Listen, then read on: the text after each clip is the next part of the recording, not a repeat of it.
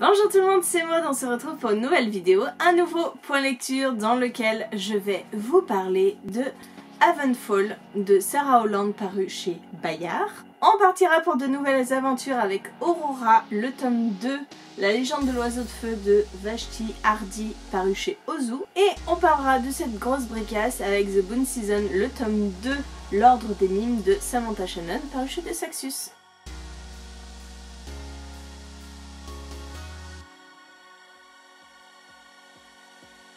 Allez, on commence tout de suite en parlant de Havenfall. Page Turner avait organisé une lecture commune sur tout le mois de février. J'ai attaqué ce livre, je crois, le 3 ou le 4 février. Je l'ai terminé le 5 ou le 6. Donc autant vous dire que la lecture commune, je ne l'ai pas suivie. Hein. J'ai fait à mon rythme et en fait ce livre est très addictif. Donc clairement je n'aurais pas pu le tenir à moi. Hein. On va suivre Maddie qui revient cet été à Havenfall. Une auberge tenue par son oncle. La particularité de cette auberge, c'est qu'elle est la porte vers d'autres mondes. En règle générale, donc deux mondes. Nous avons Fjordankill qui est un monde glacé. Nous avons Ardent qui, à l'opposé, est un monde de feu. Et nous avons Solaria, mais dont la porte a été bouclée il y a de ça plusieurs années, même centaines d'années. Et Maddie va retourner contre l'avis de ses parents à Havenfall parce que pour elle, c'est sa maison, c'est là où elle se sent le mieux. Elle se destine à reprendre l'auberge de son oncle quand il sera temps de prendre sa retraite. Et Maddie va retourner dans ce lieu familier qu'elle aime tant. Mais il va se passer quelque chose parce que c'est le grand sommet, c'est le moment où les mondes se regroupent, ils font un sommet pour célébrer la paix, etc. Et lors de ce sommet, son oncle va être retrouvé inconscient près de la porte de Solaria qui va être ébréchée. Donc, peut-être que quelque chose a pu en sortir et agresser son oncle. Maddie va être propulsée au rang d'aubergiste. Elle va devoir gérer les conflits entre les peuples et découvrir ce qui s'est passé et, si possible, refermer la porte de Solaria. C'est un premier tome.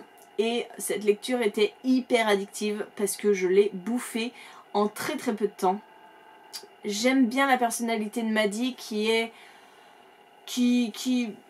laisse pas trop de place au mystère. Hein. Maddie elle est cash, elle nous explique diverses choses. On comprend qu'elle est secrètement amoureuse d'un gars qui est à l'auberge. Mais c'est pas un simple gars, c'est pas un simple humain, il est du monde de Fjordankill. Et normalement ils sont pas censés être ensemble, bref voilà, il y a ce petite touche d'amour interdit là-dedans. Et Maddie clairement sa vie c'est auberge et elle s'y sent bien et tout va être remis en question. Et tous ses sentiments sont extrêmement bien retranscrits. Ce que je regrette, néanmoins, c'est la facilité de l'intrigue. Pour moi, il n'y a eu aucune surprise. Si vous voulez, on se pose des questions, on se demande ce qui a pu arriver. Et moi, clairement, à la moitié du livre, j'avais toutes les réponses. De même que on introduit un personnage tout au début du roman, on le revoit plus pendant un certain temps, et ce personnage, il est tellement facile à lire que je l'ai grillé direct. Donc malheureusement, j'ai bien aimé ce roman parce que ça se lit très vite et qu'il y a pas mal de rebondissements. Tout était trop prévisible. Ça reste néanmoins une bonne lecture. J'aimerais peut-être lire la suite parce que on n'a pas toutes les réponses. Mais je pense que vous pouvez peut-être vous lancer si vous n'avez pas trop l'habitude de ce genre de roman en fantastique jeunesse, parce que vous pourrez peut-être être surpris, mais je crois que j'en ai trop lu des comme ça, et bah du coup, trop prévisible. C'est dommage. On va passer à une saga chouchoute pour moi.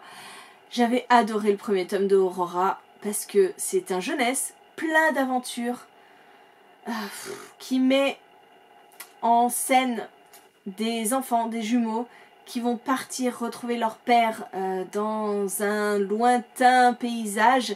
Et dans ce deuxième tome, on resuit les jumeaux, et qui vont partir pour autre chose encore. Cette fois-ci, ils sont à la recherche d'un explorateur qui a disparu. Ils se lancent à sa poursuite avec plein d'autres vaisseaux. Et ils vont être les premiers à découvrir ce qui s'y passe et à comprendre ce qui se passe réellement. Un monde perdu.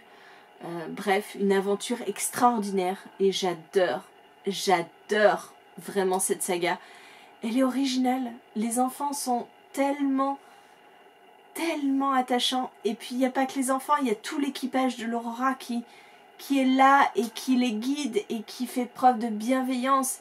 Bien sûr, il y a les gros méchants de l'autre côté, c'est très dichotomique comme histoire, mais c'était bon. Franchement, j'ai trop aimé ce roman parce que, encore une fois, il m'a fait voyager, il m'a fait découvrir des contrées sauvages et j'étais bien.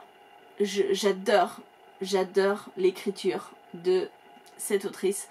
J'adore ce qu'on nous propose à chaque fois et je ne demande qu'une chose, c'est qu'il y ait un 3e tome. Si vous ne connaissez pas encore Aurora, je ne peux que vous conseiller le 1er tome, d'enchaîner avec ce 2nd tome et vous allez voir, vous allez être dépaysé. J'avais des étoiles dans les yeux à chaque fois. Je le reprenais avec plaisir et j'avais hâte de le terminer, mais en même temps j'étais triste de devoir abandonner les personnages, mais j'espère qu'il y aura une 3e aventure et qu'on continuera comme ça longtemps, parce que c'est un roman feel good, c'est quelque chose qui me fait du bien à chaque fois que je me plonge dedans et j'adore, vous l'avez compris. Et enfin, on va parler de cette bricasse.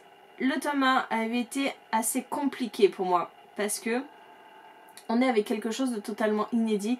On est en 2000, je ne sais plus combien, on est dans notre futur. Et un futur très sombre, très compliqué à appréhender, où Paige, eh bien Paige fait partie de la pègre, elle est la malhonnête d'un seigneur mime, elle fait les basses besognes, bref, elle est destinée à le succéder, et dans le 1er tome, elle se faisait kidnapper lors de la saison d'os, et elle atterrissait dans un monde avec des créatures qu'elle ne connaissait pas, et qui kidnappaient des particuliers, des personnes avec des pouvoirs pour les exploiter, pour les tuer, bref, quelque chose de très sombre encore. Et dans ce 2nd tome, on retrouve Paige. Je ne vous dirai pas à quel moment elle en est de son histoire, sinon je vous spoil tout le 1er tome. Mais on est dans quelque chose de plus posé. On ne vadrouille pas entre les différents mondes, elle est consciente de certaines choses qu'elle ne connaissait pas avant et elle va essayer d'ouvrir ses amis au monde, d'ouvrir la population à ce monde-là et de les prévenir de ce qui pourrait arriver. Et je suis hyper mitigée sur ce 2nd tome, comme j'étais hyper mitigée sur le 1er tome, parce que le 1er tome, en fait, je ne comprenais rien à l'univers. On est avec des créatures différentes de tout ce qu'on a vu, on est avec un vocabulaire très compliqué, avec beaucoup de personnages, et ce 2nd tome ne fait pas exception. On est encore avec beaucoup de personnages, la moitié du temps je ne savais même pas qui était cette personne. Je m'ennuyais, clairement je me suis ennuyée pendant les 3/4 de ce bouquin en me disant c'est décidé, j'arrête la saga, c'est pas parce que c'est Samantha Shannon et que j'ai adoré le prieuré de l'Oranger qu'il faut que je continue à me faire du mal. Et puis arrive le dernier tiers. Ça explose, c'était hyper addictif, alors que tout le reste du roman, je me le suis traîné comme un boulet à mes pieds. Et du coup, je te ferme ce roman en me disant mince, il y a du changement quoi. J'ai envie de savoir la suite. Je vous jure, je m'épuise, je me fatigue. Je me fatigue parce que clairement, j'ai passé plus de la moitié de ce livre à me dire mais faut que j'arrête, je comprends rien. Ça ne me plaît pas plus que ça. Et je le referme en me disant il faut que je continue. Est-ce que je vais encore m'affliger un 3e tome ? Franchement, je pense que je vais laisser en pause cette saga. Je verrai si l'envie de continuer est toujours présente. Mais clairement, je ne sais pas quoi vous dire sur cette saga parce que d'un côté c'est hyper original parce qu'on a une mythologie qu'on ne connaît pas, qu'on n'a jamais vue ailleurs et c'est ce qui est problématique pour moi parce que du coup c'est hyper complexe et je m'embrouille.